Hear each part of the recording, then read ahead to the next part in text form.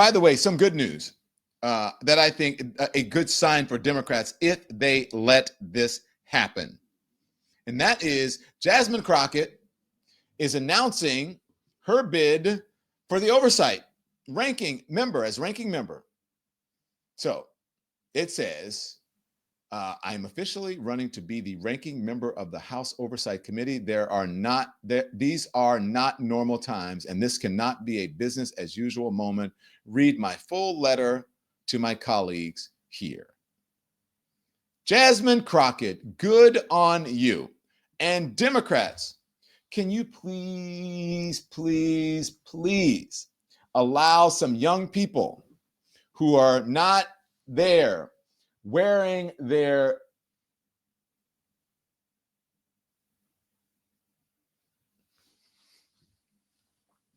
$1997 suits, men and women. So let me thank you for inviting me here, and let me just tell you that we need somebody to step up and do the damn thing. Like, meet us in the moment. Come into the moment, Democrats. Let's see if we've heard. I have not heard from the Congresswoman. We shall see what happens. Oh, let's see. Is that her? Do we have the Congresswoman on? Somebody popped on. There she is. Hi, Congresswoman. Hi. There she is. Didn't I say, Congresswoman, congratulations. I hope you win. Did you hear me before did you hear what I was saying about the Democrats? I said, Democrats, please allow some younger, fresher voices like Jasmine Crockett and others to have leadership roles. And I think you on the Oversight Committee in a leadership position would be fantastic for the party and for the country. Okay, so go on. Thank you for your vote of confidence. And I do feel confident about the fact that if the American people were the ones that got to choose, that I would probably be in a pretty good situation to become the ranker. But It is the appeal that I'm making to my caucus. The only people that get to vote are members of the Democratic caucus. And I am trying to explain to them that I can handle the substance. That's not even a question. I'm the only trial litigator that's actually in this race. And so after representing well over 5,000 people in court cases, whether they were Texas, Arkansas, or federal courts, and trying my fair share of cases until the end, and fairly complex cases at times where people's lives were literally on the line, doing the investigative part, that's not really going to be that complicated, really, for me and really for anybody else that's running. But how do we then convey our findings? How do we make it to where the American people can hear us and know what we're doing? And then also, how do we get the base to the point that they say, you know what, the Democrats are listening to us. Maybe we can go home. And I think if we continue to do the same old thing that we've always done, then we'll end up with the same results that we've been getting. And the definition of doing the same thing over and over and over is obviously insanity. So so I'm hoping there's definitely lots of tradition that I have to get over and that kind of stuff. But I am hoping that on the merits, the caucus sees the value that I bring to this post in so many ways. I don't want to get ahead of you or you to get ahead of anyone or ruin your chances in any way, because I actually think, again, I think it would be great.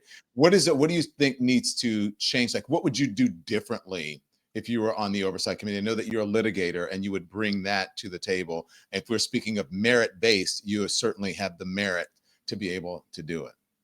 Yeah, so here's the thing. We're in the minority and people keep saying, well, why haven't y'all done this? Or why haven't y'all done that? And that kind of stuff. And, for the most part, people are like, the numbers just not working out well for us. But I think that they appreciate anybody that's about the fight. And so instead of engaging people at election time, I think that we need to be in continuous conversation with them. So I want to do field shadow hearings, and I want to take these to Republican backyards. And I want to have people that live in those areas to testify, whether they are federal workers that have been fired, or whether there's someone that may have been kicked off their SNAP benefits or may have been kicked off of their Medicaid as we're moving forward with this reconciliation bill.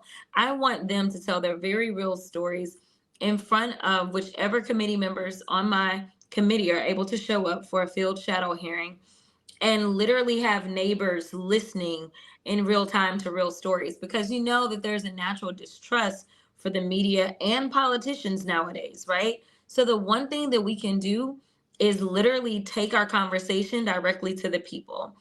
After we allow them to tell their very real stories, then I will do everything that I can to package up exactly what we did and make sure that I can amplify the voices of the various talented young members that we have on this committee, so that people can stop saying, oh, there's only one person fighting, right? Or there's only a couple of y'all, so that they can start to see that there are more people that are fighting, but also start to build that rapport of trust within the areas in which we've lost trust. So that's one thing in the minority.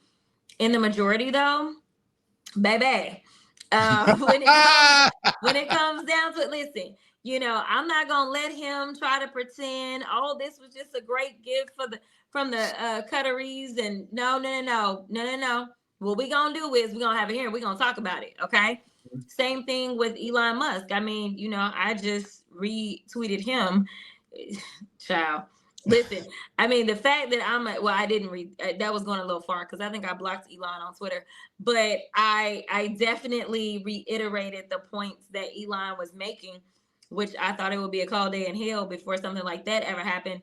But, we need to bring Elon in. We need to have him under oath. He needs to talk about exactly what all Doge got into and what it is that they did with that information and why they needed that information. Like, the American people want answers and deserve answers. So these are some of the things that we can dig into in the majority. Now, do I think that we're going to end up with an impeachment?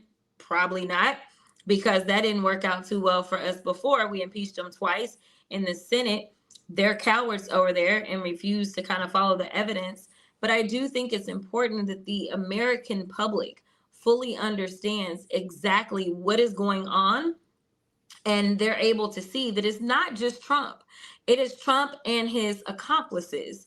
And we need the American people to hold the accomplices liable, as well as Trump. So, I want to dig into that stuff. All these investigations, all the crypto stuff, how somehow 40% of his current wealth has come since he's been in office. This time, we need to dig in and better understand. And we also need to do some checking on things such as the FDA, right? I was just watching a video where weather forecaster was talking about NOAA and how he's unable to do his job like he historically has been able to do it because of the defunding of NOAA. We know that we've got all these storms coming in, defunding of FEMA, all these things. I want the American people to know that this is happening and how it's impacting people. I want to raise my hand because I don't want to cut you off. I have respect for the ranking. I don't want to jinx it. Okay, but here's what I want to ask you. Is it true that the reports that the head of FEMA had no idea that there was actually a hurricane season? That all I can do is report what the news has been, honey. I wasn't there in the room, but it does seem like it was accurate information. And to be perfectly honest, Don, I don't even know why you trying to pretend like you surprised, because we know that the only qualification to be in this administration is that you have some affiliation with Fox News. Like, right. They have poured, it's funny because we're fighting for Democrats to say, hey, communications matter, communications matter. Make sure that you're thinking about who the effective communicators are when you're even looking at leadership, right? For them, they could care less about any substance. They're just like, find us whoever can do the spin on Fox News. Yeah. And so, yeah, these are unqualified folk from, Department of Education, and having her talk about A1 instead of AI. I'm just saying, I'm like, clearly we need more education, not less, honey, because the head of the daggone Department of Education don't even know that A1 is a sauce. I mean, okay. I can't. Can we talk about this? Marjorie Taylor Greene. She didn't even get to page 278. She said she didn't know that it was in the bill, this whole AI thing. She didn't know. Well, I mean, isn't that her job to know that? Why are you, again, you keep being fake. You're not surprised that Marjorie ain't up to speed. I mean, even if this had come through her committee, she would be clueless, right?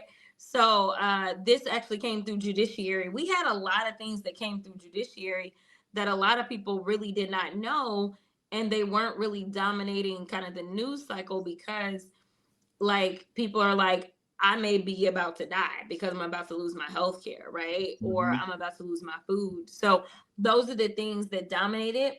But yeah, you drill down into this bill, some of the insidious things that they did specifically coming out of judiciary, they were pretty bad. I mean, Mm. and we held them for a while doing amendments, basically saying you can't fund ICE if ICE is going out and arresting and detaining US citizens, right? We tried everything, even with the ICE bonuses that they decided they were going to add in that would amount to approximately $42,000 per ICE agent in a bonus at a time when they're saying take that $6 away a day for somebody to eat. How dare you, especially as ICE has been running amok. It doesn't make sense, but that's another one of those things. And so it was really bad. We had amendments saying, hey, you can't fund um activities if you are violating things such as due process. But these weren't really the big headlines. And so now that everybody fully understands that there was an attack on Medicaid, that the new CBO expects that there actually will be issues with Medicare as well as SNAP. Now that we've like fleshed that out and everybody knows, I'm so thankful that people have had an opportunity to start digging through and finding things about, yes, AI, and the fact that, and we fought against this in judiciary, of course, because first of all, they don't know what they're doing on the federal level. Like we don't know. I mean, again, these are the people you're trusting to be able to regulate AI. And you're talking about people that didn't even know it was in the bill, that the states would not be able to do anything themselves for a matter of 10 years. Like, that's crazy. Or the Mm. fact that they now want to do this whole, if you are going after the government, the only way that you can hold the government in contempt is if they pay a bond, which is normally not required in one Mm. of those cases. I mean, there's so many insidious little things, and it was so much, and that's part of the game. Overwhelm everybody so that they can't really catch everything. But now, since we were out for a week and the Senate is just now coming back as well, people have started to really dig through. And I applaud people, and I applaud people that are calling them out, because there are things that are anti who they claim to be, Mhm. that are in this bill, and they voted for it. Let me ask you, what do you think is behind this? Because the folks, when I put this up, they said, okay, great, but don't trust it. And that is, I'm sorry, I'm going to read, I'm sorry, but I just can't stand it anymore. This massive, outrageous pork-filled congressional spending bill is a disgusting abomination. Shame on those who voted for it. You know you did wrong. You know it. What do you think is behind that? And they said it caught the White House off guard. I mean, it's a civil war. It's an internal civil war, right? Elon was supposed to stay quiet so long as he got his coins. I think that that was always the agreement, right? Like, that's why the other billionaires are pretty silent as well. Elon stands to benefit more than anybody in a lot of the things that have been taking place in our federal government, in the form of putting additional dollars into his pockets directly with these defense contracts. Another thing we hadn't really talked about with the reconciliation bill is, while they're cutting everybody, they're taking defense spending up to about $1 trillion, which is a historic high. Mm. And that's where the vast majority of the contracts that Elon has, they come from the defense side. So it's like, bro, we're lining your pockets, be quiet. But now I think it's just an ego power struggle that exists, right? I mean, think about that first image we saw of Elon and Lil X in the Oval, and Lil X said, "Shut up, you're not the president," right? Like, I think that now that he's not pulling the strings, and now supposedly Trump is questioning whether or not he got conned by somebody else, because he's the one that's used to doing all the conning. It's amazing how all that works, right? So he's like not trusting of Elon, and Elon is really trying to see, in my opinion, how much strength he has, because I don't think that Elon cares about the fact that this is raising the debt ceiling, or we're going to have to raise the debt ceiling $5 trillion to pay for all of the tax cuts. I think that he really more so wants to flex on Trump to Mhm. see if he's stronger than Trump is, and hopefully get him back in check. Okay, Congresswoman, I'm going to let you go, but I just have to tell you. So our thumbnail today says we were talking about Elon Musk and Donald Trump and Mike Johnson, and this is what we came up with. I know you'll appreciate it. It's funny. We can tell the news and be funny as well. But here we go. Wait! What is the tea? The girls are fighting! No! The girls are fighting! Why? Why? Oh my gosh, you know that's Azalea Banks. Yes. When Nikki yes, and Cardi were fighting. You think this is a real fight or a play fight? I think it's a real fight. I mean, I think that the fact that we saw Elon's exit from the White House, I think that that was, one of the things that may have really pushed him over the edge is this idea that he needed to go. I'm pretty sure he never actually wanted to be dismissed. So I think it's real. All right. So anyway, thank you, Congresswoman. Don, am I missing or are you missing? Huh? What'd you say? Can you hear me? Okay, well, just in case it's you hear me? Don that's missing, I will keep talking.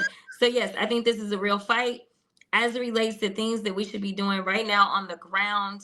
No matter where you are, just know that your city, county, state elected folk, those are the ones that are our first line of defense right now. So as those local elections are taking place, make sure you are tuning in, but make sure you keep up with all of the crazy tea that is happening in DC. Yes, because we've got to make sure that people are not tuned out when it comes down to the midterms, which cannot come fast enough at this rate.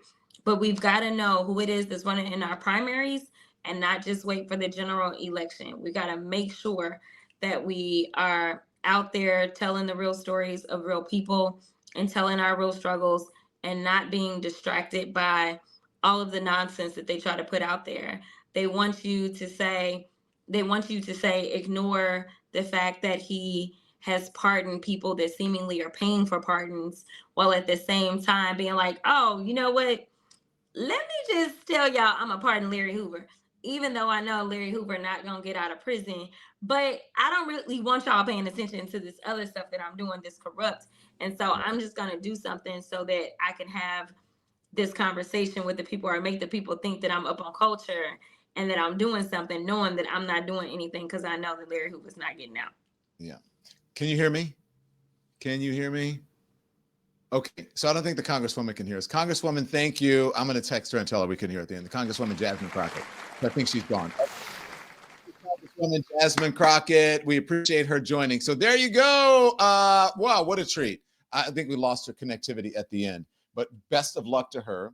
Thanks everyone for watching. Your support means the world to us. So make sure you hit the like button and you subscribe to our channel to make sure that you never ever miss a video. We're live every day, 10 a.m. Eastern time. We drop even more content at 2 p.m. Eastern and 5 p.m. Eastern. And if you want more Don Lemon Show content, we'd love for you to become a member of the Lemon community, where you will receive access to special community posts. You'll get exclusive content and members-only live shows. So head over to our channel page or click the join button on this video. Again, thank you for watching. We appreciate your love and your support, and we will see you next time.